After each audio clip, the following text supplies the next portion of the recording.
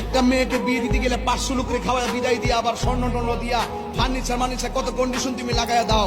মনে হচ্ছে যে মেয়েটা জন্মগ্রহণ করার কারণে মেয়ের বাপের একটা দায় হয়ে গেছে, একটা বিপদে পড়ে গেছে। কত কষ্ট করে একটা মেয়েটাকে মানুষ করে, আবার সেই মেয়ের বাপের উপরে যে আজকে বিয়ে করার পরে যে লোকটা তোমার শ্বশুর হবে শাশুড়ি হবে, এই লোকটাকে তুমি কষ্ট দিয়ে 500 লোকে চাপাই দিলা, আজকে এত কন্ডিশন দিলা। মনে হয় যে মেয়ের একটা পূজা হয়ে গেল। যেই খাবার তুমি খাওয়াইতা এই খাওয়ান উল্টা মেয়ের বাপের উপর চাপ দিচ্ছ। লজ্জা করে না তোমার? এই হাত তুলে বলো ঠিক কিনা বলো। অপসংস্কৃতি বন্ধ করতে হবে। আজকে অনেক মেয়ের বাবারা অনেক শঙ্কিত, অনেক চিন্তিত, অসহায় বাবারা মেয়েদেরকে নিয়ে একটা পূজার মতো পড়ে গেছে। আজকে থেকে ওয়াদা হলো আমরা বিয়ে কয়েক ছেলেরা যারা বিয়ে করে নাই হিসাব করো, এত ফ্রেন্ডস খাওয়াই কি লাভ আছে? খাওয়াই লাভ আছে? কোনো লাভ নাই, কোনো লাভ নাই। আপনি মনে করছেন ফ্রেন্ড সার্কেল একদিন খাইবো, কিন্তু যেই লোকটা খাবার অ্যারেঞ্জ করে সেই লোকটা জানে করতে কত কষ্ট।